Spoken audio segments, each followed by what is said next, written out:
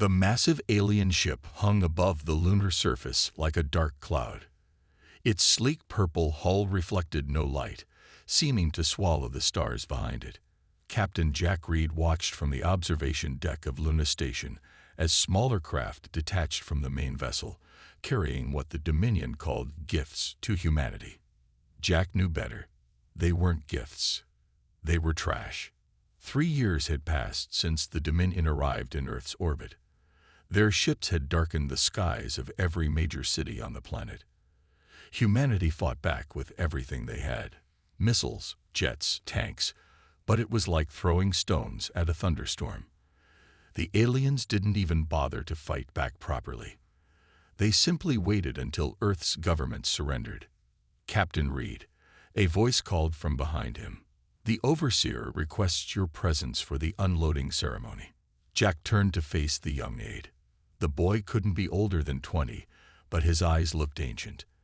Everyone's eyes looked that way now.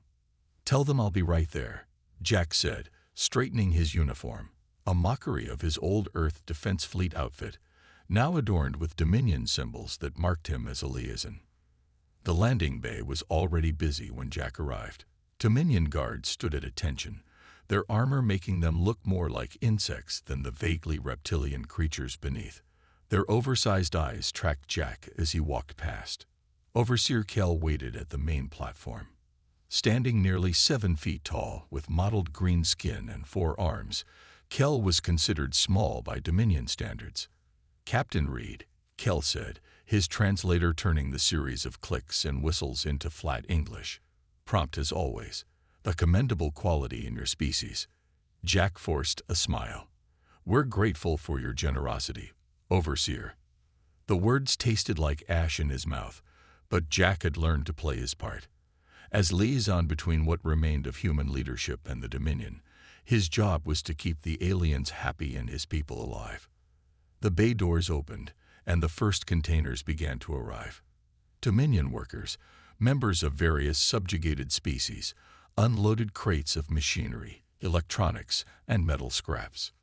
"This shipment comes from our recent fleet upgrade," Kell explained, gesturing with his lower arms, while his upper limbs remained formally clasped. "The materials are, of course, obsolete by our standards, but should prove quite advanced for humans." "We appreciate your consideration," Jack replied, watching as the workers opened one of the containers. Inside were what appeared to be engine parts, weapons components, and control panels, all damaged or incomplete. The Dominion's idea of charity was to give humans their garbage and expect gratitude. But as Jack moved closer to inspect the delivery, something caught his eye. Among the jumble of alien tech, he spotted what looked like a neural transmitter, similar to designs he'd seen in Dominion ships during the brief tour they'd allowed during the peace negotiations. "Is something wrong, Captain?" Kell asked, noticing Jack's interest. Jack quickly looked away. "Not at all. Just admiring the craftsmanship. Your technology is impressive, even when decommissioned." Kell made a sound that Jack had learned to recognize as pride. "Yes, well, even our discarded technology is centuries beyond your most advanced systems." The unloading continued for hours. Jack carefully noted every component that seemed unusual or potentially valuable, storing the information in his memory rather than risking a digital record that might be monitored. Later that night, after filing his official report, Jack sat alone in his small quarters on the lunar base. He pulled out a hand-drawn map from beneath his mattress and added new markings, recording the locations where today's most interesting trash had been sent for processing. A soft knock interrupted his work. Jack quickly hid the map and opened the door to find Lisa Reyes, one of the few scientists allowed to study Dominion technology. "Did you see what they brought today?" she whispered, glancing nervously down the corridor before slipping into his room. "I did," Jack replied, closing the door. "Including some neural interface components they probably didn't mean to give us." Lisa's eyes widened. "I knew it. I detected unusual energy signatures, but they rushed us through the inspection." "They're getting careless," Jack said. "They don't think we're smart enough to understand what we're looking at." He pulled out his map again and showed Lisa the pattern he'd been tracking. Over the last 6 months, they've accidentally included components that, together, could form the basis of something big. Today's delivery was the missing piece I've been waiting for. Lisa studied the map. Even if we had all these parts, we'd need someone who understands how they work together. I know someone, Jack said. Dr. Emma Wells. She was developing countermeasures before the invasion. The Dominion thinks she's just analyzing their scrap metal in Australia now. The woman who lost her family during the London descent. Lisa asked. Jack nodded grimly. The same, and she has more reason than most to want the Dominion gone. 3 days later, Jack's transport shuttle touched down at the Perth processing facility. The sprawling complex was built to sort and distribute the Dominion's gifts across Earth. Armed guards, humans working for the aliens, nodded at Jack's credentials. He found Emma in her lab, surrounded by disassembled alien tech. At 45, her once dark hair was now streaked with gray, and deep lines marked her face. But her eyes burned with the same intensity Jack remembered from before the invasion. Captain Reed, she said without looking up from her work. The Dominion's favorite pet comes to visit the colonies. Jack winced at the bitterness in her voice. We need to talk, Emma. Privately. She finally looked up, noticing his expression. Without a word, she led him to a small storage room and closed the door. What is it? Jack took a deep breath. They've made a mistake. A series of them, actually. He showed her pictures he'd secretly taken of the neural components. These aren't meant for us, he explained, but together with the other pieces they've gifted us over the past months. Emma's eyes widened as she understood. These could be adapted to human neural patterns, with the right modifications. Could you do it? Jack asked. Build something they don't expect. Emma was quiet for a long moment. Then she looked at Jack with something he hadn't seen in years. Hope. Not just something, Captain, she whispered. A nightmare. Their nightmare. Outside the storage room window, a Dominion ship passed overhead, its shadow briefly darkening the room. Neither of them spoke until the light returned. They think they're gods, Emma said, clutching the photos. But they've forgotten something important about humans. What's that? Jack asked. Emma's smile was cold. We've always been good at turning other people's trash into treasure. And we've always been good at war. 2 months after their meeting in Perth, Jack and Emma stood at the entrance of an abandoned coal mine deep in the Appalachian Mountains. Cold wind whistled through the trees as they watched a truck approach, its headlights off despite the growing darkness. Are you sure about this place? Emma asked, pulling her jacket tighter. Jack nodded. The mountain blocks Dominion scans, and they don't pay much attention to this region anyway. Too remote, too unimportant. The truck stopped, and 3 people climbed out. Jack recognized Lisa Reyes immediately.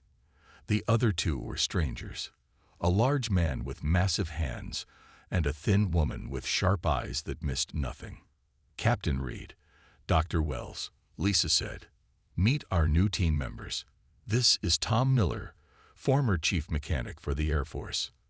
The big man stepped forward. His beard was wild, but his eyes were clear and focused. Captain, he said, shaking Jack's hand with a grip that could bend metal. And this is Marcus Brown, Lisa continued. He was security for Google before the invasion. Now he's our best chance at staying hidden. The thin woman nodded but didn't offer her hand. I set up jamming fields around the perimeter. As far as the Dominion is concerned, this place doesn't exist. Inside the mine, they had transformed the main chamber into a workshop. Lights powered by hidden generators hung from the ceiling. Tables covered with tools and equipment lined the walls. In the center of the room sat crates of alien technology, all smuggled from processing centers over the past months. Welcome to the forge, Jack said, spreading his arms. Not pretty, but it's ours. Emma moved immediately to the crates. You got more than I expected. People are taking risks, Jack replied. Once word spread about what we're doing, volunteers appeared. Tom whistled as he examined a piece of Dominion engine. This is beautiful work. Horrible aliens, but Dan, they know their engineering. Can you make it work with our systems? Emma asked. Tom's laugh echoed in the cave.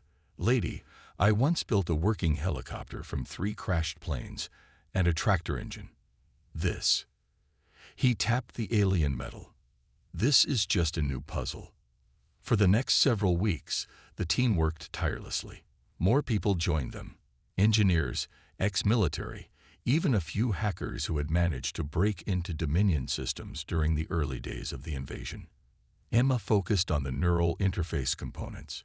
Every night, she fell asleep at her workbench, often waking with new ideas that drove their progress forward. The problem isn't connecting to it, she explained one day as the core team gathered around her workstation. It's that it was designed for Dominion biology. Their brains process information differently. Can we adapt it? Lisa asked. Emma smiled and held up what looked like a metal helmet covered in wires and alien tech already have. This is our prototype. Who's testing it? Marcus asked, eyeing the device warily. The room fell silent. They all knew the risks. The Dominion neural systems were powerful but dangerous. No one knew what would happen when connected to a human brain. I will, Jack said finally. Emma shook her head. Too risky. We need you for. For what? Jack interrupted. If this doesn't work, there's no next step. I'm doing it. No one argued further. That night, Jack sat in a chair in the center of the forge. Emma attached electrodes to his temples while Tom made final adjustments to the helmet. The connection should be mild at first, Emma explained. Just try to feel the system. Don't push it. Jack nodded, his mouth dry. Let's do this. Emma lowered the helmet onto his head. For a moment, nothing happened. Then Jack gasped. His body went rigid, his eyes wide. Jack, Emma called, reaching for the helmet. Wait, Jack whispered. I can see it. See what? Lisa asked. Everything. The whole system. It's like it's alive. His voice was filled with wonder. For 10 minutes, Jack sat motionless except for his eyes, which darted back and forth as if reading an invisible text. Then Emma removed the helmet, and Jack collapsed forward, Tom barely catching him before he hit the floor. When Jack woke hours later, the entire team was gathered around his bed. How do you feel? Emma asked. Jack sat up slowly. Like I understand them now. Not the aliens, the machines. I could feel how they work together, how they think. Machines don't think, Marcus said. These do, Jack replied. Or they can, with the right pilot. Over the next month, progress accelerated. Tom and his engineers assembled components for what was beginning to look like a ship. It wasn't large, about the size of a commercial airplane, but its design was unlike anything human or Dominion. Its hull was a patchwork of different alien metals, pieced together like a puzzle. The engine core combined 3 different Dominion technologies that were never meant to work together. And at its heart was the neural interface, now expanded to connect with every system on the ship. It's ugly, Tom said as they stood back to admire their work. But it'll fly. Will it fight? Marcus asked. Emma pointed to what looked like ordinary pipes running along the hull. These are weapon systems from 3 different Dominion destroyer classes. Individually, they're just trash. Together, they'll punch through anything the aliens have. What about detection? Lisa asked. The moment we power up, they'll find us. Emma smiled. That's the beautiful part. The hull absorbs scanner beams instead of reflecting them. The energy signatures appear as background radiation. As far as the Dominion is concerned, this ship doesn't exist until it's too late. Jack ran his hand along the ship's hull. The metal felt warm, almost alive under his touch. What do we call it? Tom asked. They all looked at the strange, menacing craft they had built from the Dominion's garbage.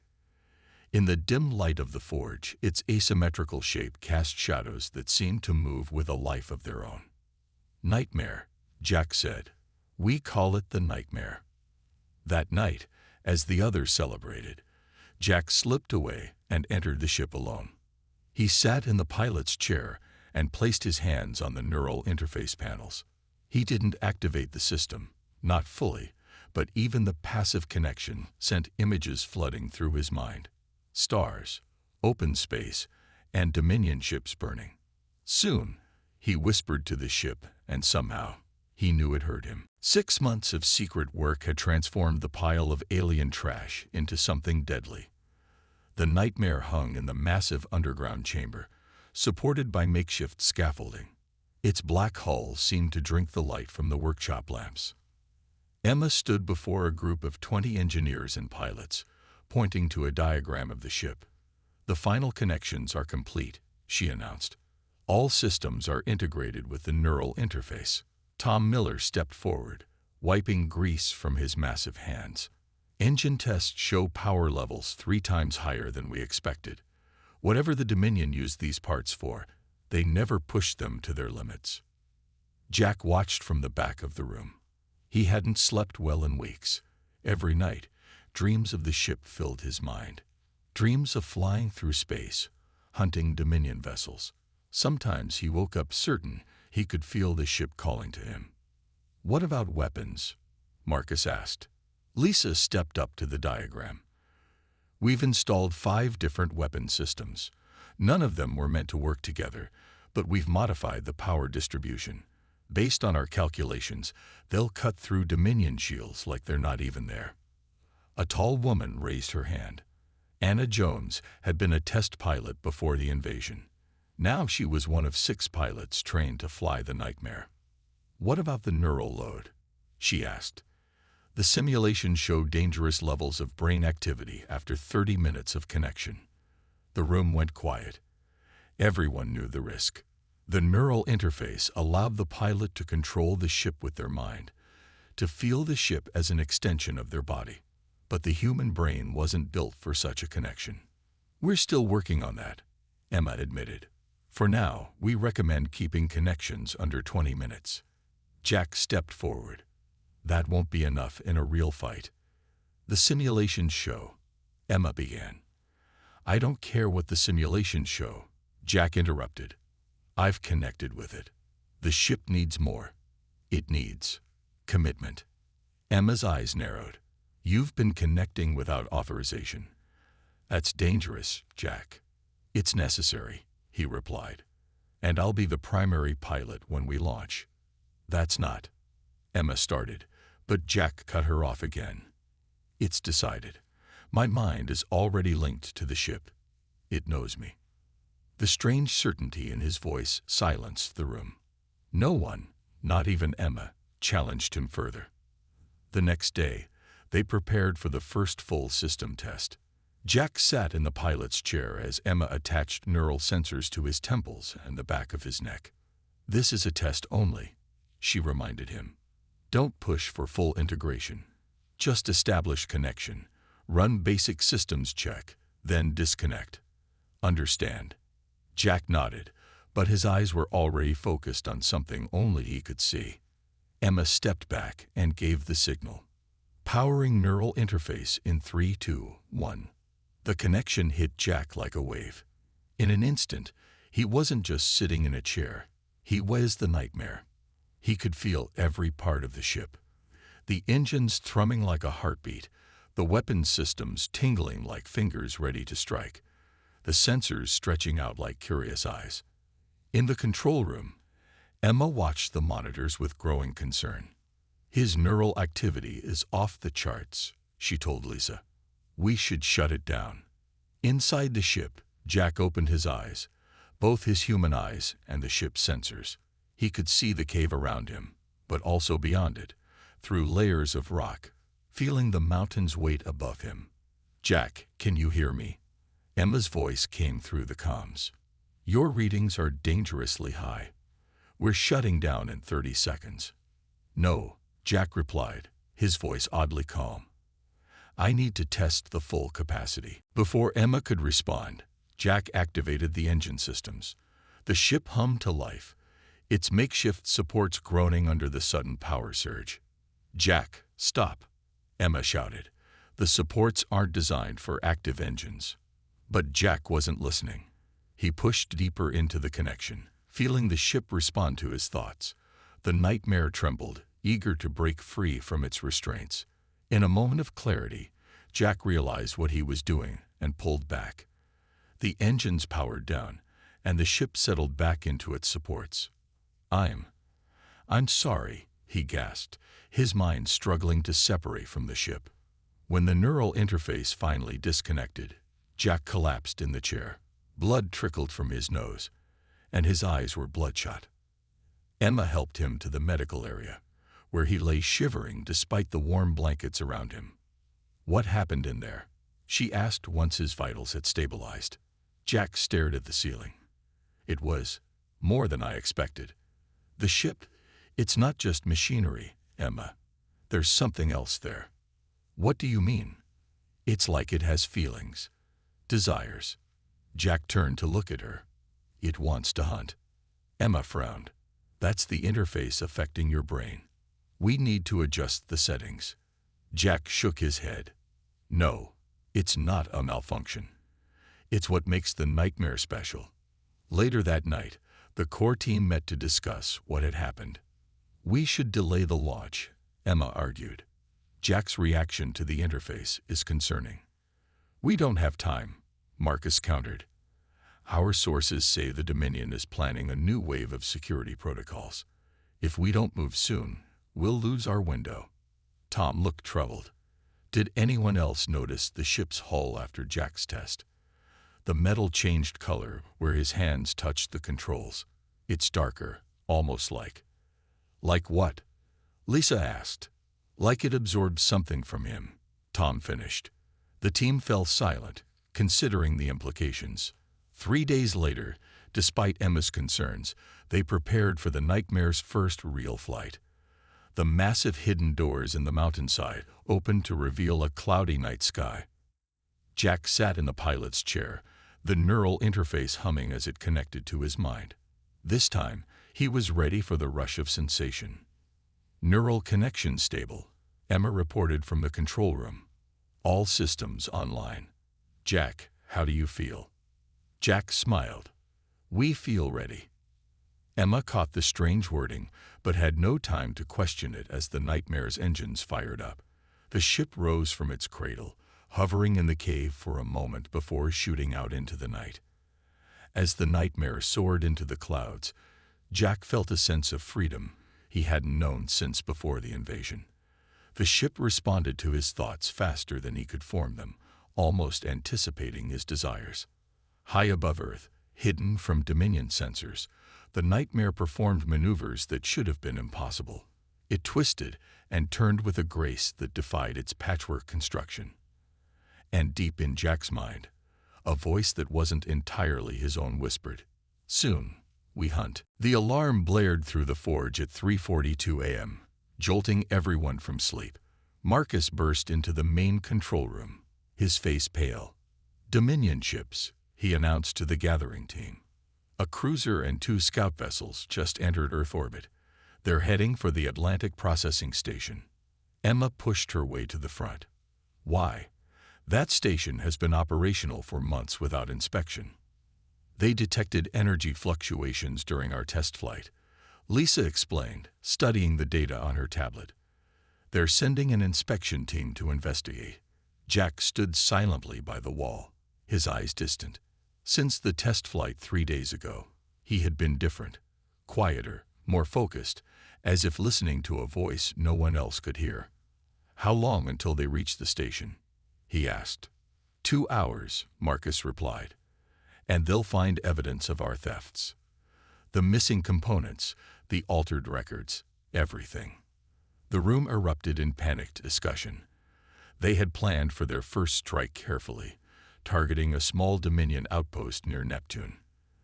They weren't ready for a direct confrontation above Earth. "We need to evacuate," someone said. "Scatter and regroup later." No, Jack's voice cut through the noise. We fight. Emma stared at him. The nightmare hasn't been fully tested. The weapons systems will work, Jack finished. He looked around the room, his eyes strangely bright. This is what we built it for. We either use it now or lose everything. No one argued. Deep down, they all knew he was right. 40 minutes later, Jack sat in the pilot's chair as the final preparations were made. Emma attached the neural interface connectors with practiced hands. 20 minutes, she reminded him. That's the safe limit for neural connection. Jack nodded, but they both knew the coming battle would take longer. Be careful, Emma added quietly. The ship responds to your emotions. If you lose control, I won't, Jack promised, though something in his voice made Emma step back. As the neural interface activated, Jack closed his eyes. The familiar rush of connection washed over him, but this time he didn't fight it. He let himself sink deeper into the bond with the ship, until the line between man and machine blurred. We are ready, thought Jack, or perhaps it was the ship thinking through Jack. The mountain doors opened, and the nightmare rose silently into the night sky. Its hull, designed to absorb rather than reflect, was invisible to both human eyes and Dominion sensors. High above Earth, the Dominion cruiser approached the orbital station. Twice the size of the largest human spacecraft ever built, it bristled with weapons and scanning equipment. The two scout ships flanked it, their sleek forms cutting through the blackness of space. Inside the nightmare, Jack watched through the ship's sensors. He could see the energy signatures of the Dominion vessels, feel their movements as if they were creatures swimming in water. Approaching target, he reported, his voice oddly calm. Weapons hot. In the control room back at the forge, Emma and the others gathered around the communications array. They had no video feed. The nightmare systems were incompatible with their equipment, but they could hear Jack's voice. Be careful, Emma whispered, though Jack couldn't hear her. Remember who you are. The Dominion cruiser had just docked with the orbital station when its sensors detected something unusual, a brief energy spike where nothing should be. Before the alien crew could react, the nightmare appeared as if from nowhere, its weapons already firing. The first blast struck the cruiser's engine section, cutting through shields that had been designed to stop conventional attacks. This was no conventional weapon. It was a hybrid of technologies never meant to work together, powered by a human mind that understood rage in ways the Dominion never could. The scout ships broke formation, turning to face the threat. They fired energy beams that should have vaporized the smaller vessel, but the nightmare moved with impossible speed, twisting between the attacks as if it could predict them. Inside, Jack laughed. He could feel the Dominion ships, sense their confusion, their fear. The neural interface showed him not just their positions but their weaknesses. Each Dominion vessel became a puzzle of vulnerable points, connecting in his mind like a deadly constellation. The nightmare fired again, its weapons changing frequency to match the scout ship's shields. One vessel exploded in a silent flash of light. The other attempted to flee, but the nightmare pursued, moving like a predator after wounded prey. Jack, report status. Emma's voice came through the comms, tense with worry. Jack didn't answer immediately. He was too focused on the hunt, the ship's consciousness merging with his own until they moved as one being. The second scout ship died under his weapons, breaking apart into spinning debris. Only the cruiser remained, its massive bulk trying to disengage from the station. Jack felt a surge of cold rage. These were the creatures who had conquered Earth, who had killed Emma's family, who had reduced humanity to servants. The nightmare responded to his emotions, its weapons charging to full power. Jack, Emma's voice cut through his thoughts. Your neural readings are dangerously high. You need to disconnect. But Jack wouldn't stop. The nightmare surged forward, firing all weapons simultaneously. The cruiser's shields failed under the assault, and huge sections of its hull tore away into space. Jack guided the nightmare in close, feeling a savage joy as the ship tore into the cruiser like claws ripping flesh. Warning signals flashed across the neural interface, but he ignored them, pushing deeper into the connection. The Dominion ship broke apart, its reactor core destabilizing. Jack watched through the nightmare's sensors as alien crew members were sucked into space, their bodies freezing instantly in the vacuum. "I see you," he whispered to the dying aliens. "I see all of you now." As the cruiser's remains drifted away from the station, Jack finally pulled back from the deep connection. Blood ran from his nose and ears, but he was smiling. "Target eliminated," he reported, his voice hoarse. "The station is safe." Back at the forge, the control room erupted in cheers. Humanity had won its first victory against the Dominion. But Emma wasn't celebrating. She stared at the neural readings from Jack's interface, her face grim. "Something's wrong," she told Lisa quietly. "These patterns, they're not entirely human anymore." When the nightmare returned to base 3 hours later, the team rushed to meet their hero. But when Jack emerged from the ship, they fell silent. His eyes had changed. They were darker, with strange flecks of silver that seemed to move when he blinked.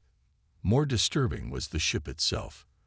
The hull, once a patchwork of different metals, had somehow changed.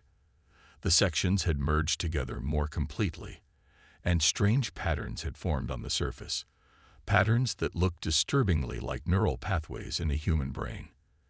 As Jack walked past his cheering teammates, only Emma noticed how his movements had changed, becoming more fluid, more predatory. And only Emma saw how, when Jack thought no one was looking, he reached back to touch the nightmare's hull with an expression that looked almost like longing. In the 3 weeks since the destruction of the Dominion cruiser, everything had changed. The once secret forge had become a buzzing center of activity. Word had spread through hidden human networks about the ship that had taken down a Dominion cruiser. Volunteers poured in, engineers, pilots, soldiers, all eager to join the fight. But no one was allowed near the nightmare itself. It sat in a separate chamber, guarded not by humans, but by automated systems Jack had designed. No one questioned this arrangement. No one except Emma.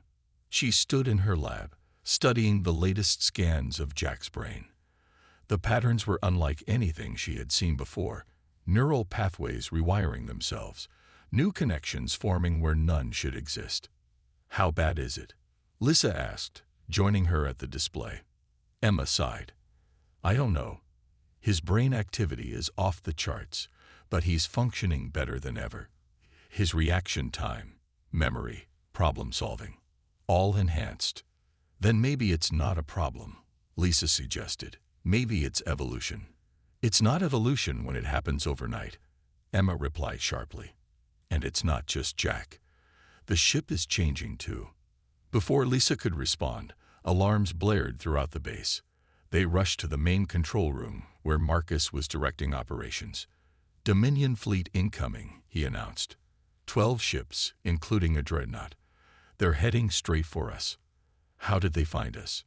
Tom demanded. "They didn't," Marcus replied. "They're conducting a sweep of the entire region. But they'll detect us soon enough." All eyes turned to Jack, who stood silently in the corner. In the weeks since the battle, he had spoken less and less, spending most of his time with the nightmare. "Jack." Emma stepped toward him. "We need to evacuate." Jack shook his head, his silver-flecked eyes reflecting the red emergency lights.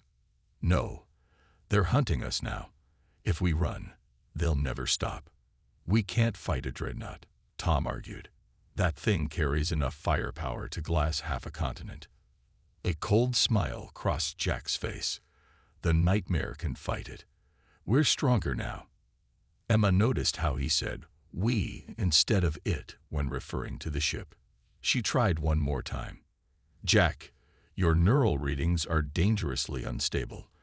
Another deep connection could permanently damage your brain." "Or complete the process," Jack replied cryptically.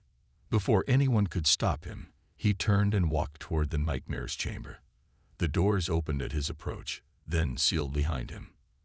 In the control room, screens lit up as the Nightmare systems came online. "He's launching," Marcus reported, his voice tight with tension. Emma rushed to the neural monitoring station. "Jack, please, at least let us monitor your vitals during the fight." There was a long pause before Jack's voice came through the speakers. It sounded different, deeper, with a strange harmonic quality. "Very well, Emma. For you." The mountain doors opened, and the Nightmare rose into the night sky. Emma gasped when she saw it on the external cameras. The ship had changed dramatically. Its hull was now a seamless black surface that seemed to bend light around it. The weapons systems had integrated more completely into the structure, like natural extensions rather than added components. "My God," Tom whispered. "What is it becoming?" High above Earth, the Dominion fleet moved in a standard search pattern. The Dreadnought, a massive vessel the size of a small city, formed the center of their formation. Smaller ships circled it, their sensors scanning the planet below. Inside the Nightmare, Jack connected to the neural interface. This time, there was no resistance, no sense of separation between himself and the ship. They flowed together like water mixing with water. The Nightmare approached the fleet from below, visible only as a slight distortion against the stars. Its new hull didn't just absorb energy, it bent it, creating a camouflage effect that made the ship nearly invisible. In the lead scout ship, a Dominion sensor operator noticed something unusual, a momentary shadow that shouldn't exist.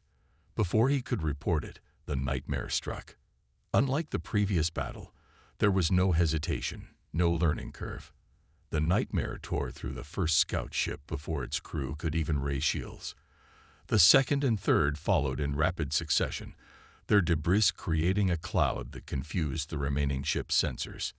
In the Forge's control room, Emma and the team watched in stunned silence. The neural readings from Jack showed activity in parts of the brain that should have been impossible. "He's not fighting like a human," Marcus observed. "Those maneuvers, that precision. It's like watching a machine." "Or something else entirely," Emma whispered. The Dominion fleet broke formation, trying to surround the attacker that they could barely detect. The Dreadnought launched fighters, filling space with small, agile craft. The Nightmare moved among them like a shark through schools of fish, destroying fighters with short, precise energy bursts. Each kill made the ship stronger, as if it were absorbing energy from its victims. Finally, only the Dreadnought remained. It fired its main cannon, a beam of concentrated energy that could split a planet's crust. The Nightmare didn't dodge. It met the beam head-on. For a moment, Emma thought the ship had been destroyed. Then the sensors showed something impossible. The Nightmare had absorbed the energy blast and was using it to power its own weapons. The Dreadnought never had a chance. The Nightmare tore it apart piece by piece, methodically destroying weapons, engines, and finally life support. As the massive ship died, Jack broadcast a message on all Dominion frequencies. "You thought us primitive. You gave us your scraps and expected gratitude. Now you face what we built from your trash. We are the Nightmare you created." The message repeated in every Dominion language, ensuring they all understood. Back at the Forge, the control room was silent as the Nightmare returned. Everyone had seen what it could do, what Jack could do. The line between hero and monster had never seemed so thin. When the ship landed, Emma was the first to approach. The chamber doors opened, and Jack emerged. He was changed. His skin was pale, with dark veins visible beneath. His eyes were now completely silver, reflecting light like mirrors. When he moved, it was with an inhuman grace. "Jack." Emma's voice shook slightly. "Are you still in there?" Jack tilted his head, studying her as if from a great distance. Then his expression softened. "Yes, Emma. Part of me is still Jack Reed." He looked back at the Nightmare, its hull seeming to pulse in sync with his heartbeat. "But I am more now. We are more." "What happens next?" she asked. Jack smiled, and for a moment, Emma could see the man she had known. Then the alien coldness returned to his eyes. The Dominion has many worlds, Emma, many ships, many resources. He turned to look at the assembled humans. They will come in greater numbers now, afraid of what they don't understand, afraid of what they created. He placed a hand on the nightmare's hull, and the metal seemed to flow slightly toward his touch. We will be waiting, and we will show them what humanity can build from trash. As Jack spoke, Emma noticed something on the ship's hull, patterns forming and dissolving like thoughts made visible. And for the first time, she understood that the nightmare wasn't just a ship anymore. It was something new, born from human ingenuity and alien technology, fueled by human rage and alien power. Neither fully machine nor fully alive, but a nightmare given form, and it was only the beginning.